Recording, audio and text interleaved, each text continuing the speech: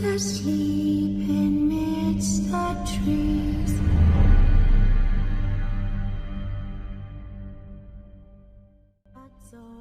How's it going, Radical viewers? Grim Gaddy right back into another Grim Rolls video, and our in-depth character breakdown is Rivia, or rather, Witchers in general.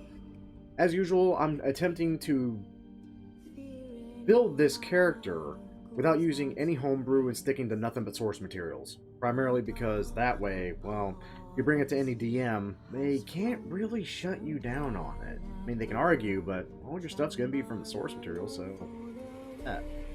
And also, as usual, big thank you out to the Building Character blog and his little YouTube videos. They were the inspiration of why I've been doing this, and frankly, the foundation for this very build. I just have my own personal tweaks here and there. That all said, let's go ahead and break down the character, shall we? Now, again, I'm going to kind of be off kilter here. I actually have a bit of a headache, so pardon me if I say I'm going to mention something, but I don't. I've been trying to retake this on and off again, and I keep screwing up one thing. This is going to be my final take, no matter what.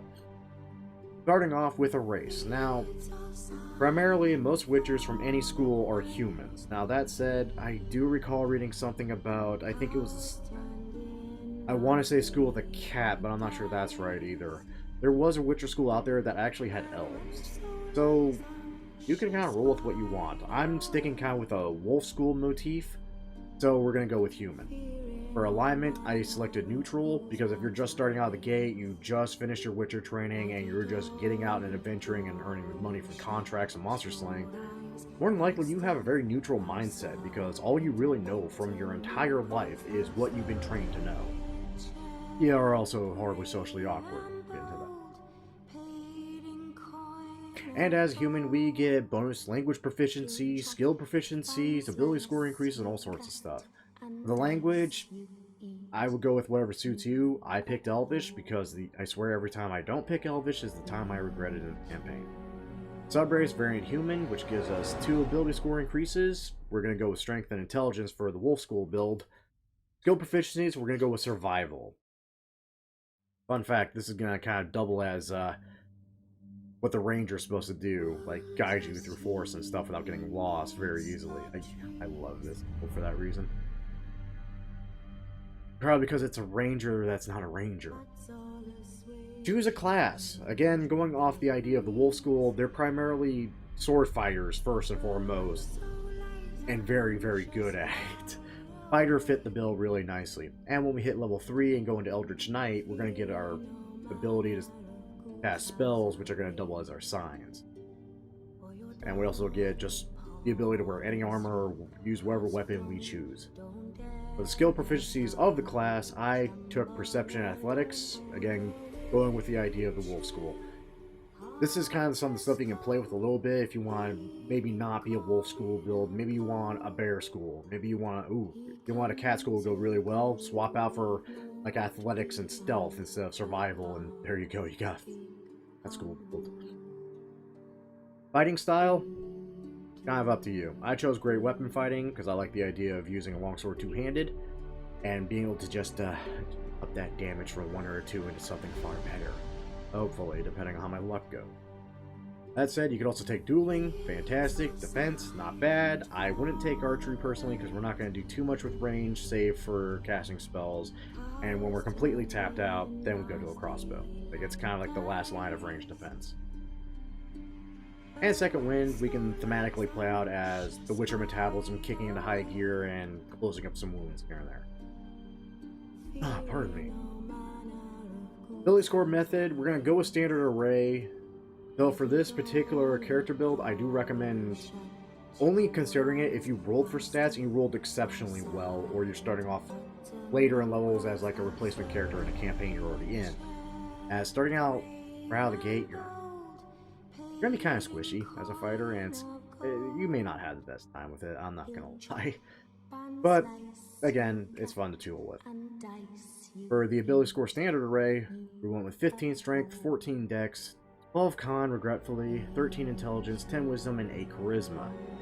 Which, with our ability score improvements we took from being a variant human, gives us 16 strength, 14 dex, 12 con, 14 intelligence, 10 wisdom, and 8 charisma.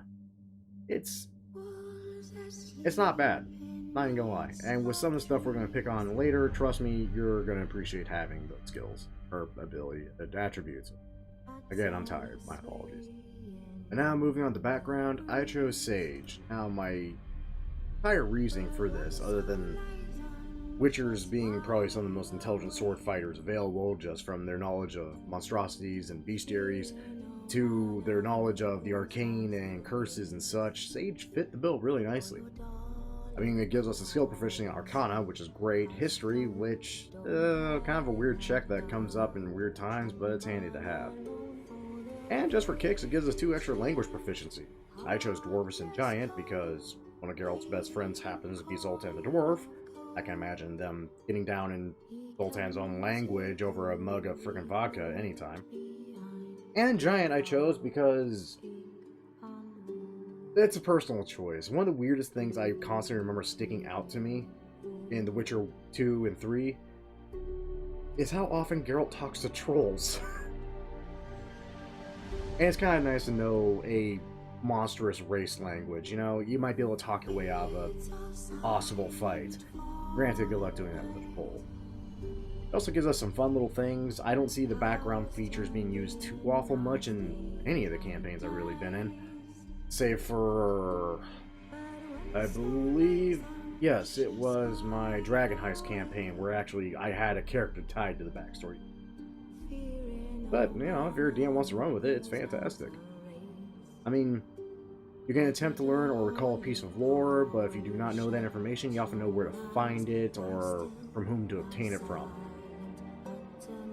You're a Witcher. I can picture you kind of knowing if you don't know it yourself, you know where to find the information. And for specialty, we're going to go with Alchemist, as we are going to attempt to con and convince our DMs to let us brew potions beyond standard healing potions. We'll get into that more in a minute when we pick the feat. Personality traits, honestly, whatever suits you. If you want to know what I picked, I'm going to listen to every side of the argument before I make my own judgment. Really great for a neutral Witcher build, and honestly, the way I play the games, I tried to get every side of the conversation before I made a judgment. And usually ended up going with what I thought was the lesser evil, which I hated. And is really great thematically. Secondly, I am horribly, English is hard, awkward in social situations. I like my life. I like that because it explains why charismas are dump stat. It explains that we've been in a Witcher school basically our entire lives, and we didn't really learn how to interact on a social ground beyond our teachers and brothers also becoming Witchers. I felt it fit.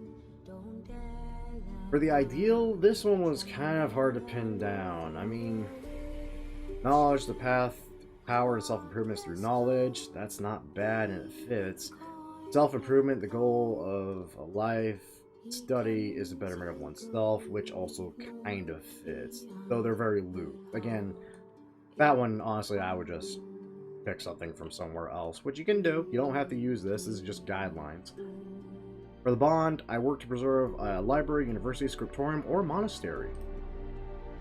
You're playing a Witcher from a school of some kind. You're working to kind of, you know, for that. I don't know how better to explain it. Again, apologies, I'm exhausted. And for flaw, I speak without really thinking through my words, invariably insulting others. Geralt's kind of a sarcastic ass. And I love it, and again, that does well for our 8 charisma.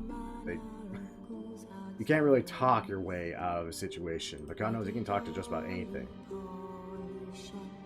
And for class equipment, we're going to go with chainmail out of the gate, primarily because the Karamorran armor you start with in Witcher 3 The Wild Hunt basically is a set of chainmail with leather padding to it. Like, it fits thematically very well.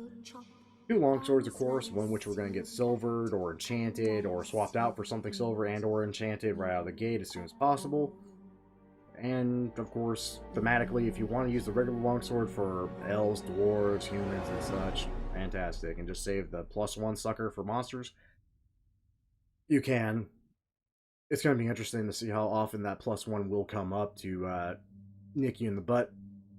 Because it will happen. I've had it happen, and it sucks when it does.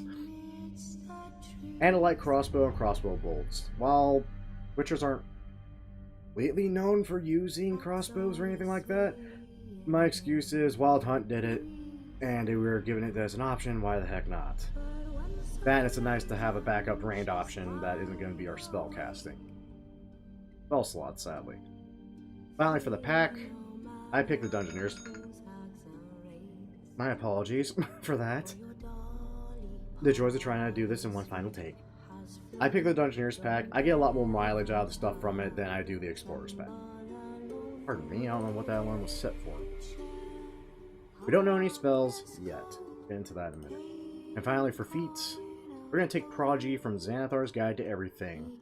Our only prerequisite being we're half-elf, half-orc, and human, which means if we do go with an elf route for whatever reason, not going to be available to us unless we're half-elf. But as an elf, you can get other options. I chose this because we get an extra skill proficiency of our choice, a tool proficiency of our choice, will come in handy, fluency in an extra language, always handy, and expertise in a skill of our choosing that we're proficient in, which is going to be absurd in a moment. We'll get into that next after this. I mean, the bio, copy-paste Geralt here, or invent your own in whatever school. Now, moving on to said extra skill and tool ends, I recommend Nature. You basically cover everything but demons and fiends for most DMs when it comes to asking to roll to have knowledge of the monster.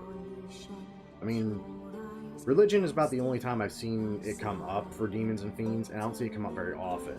More often than not, you can easily substitute like Arcana or something for it. Again, DM's discretion. And of course, you can always swap out one skill for another down the line. You don't even need necessarily to take survival. I just do because I see Witchers as trackers and monster hunters and able to kind of find our way from one footprint to the beast itself. And we're going to expertise that with Prodigy. But again, dealer's choice. As for the tool we're going to pick up alchemy supplies as our tool proficiency. Apparently that's not...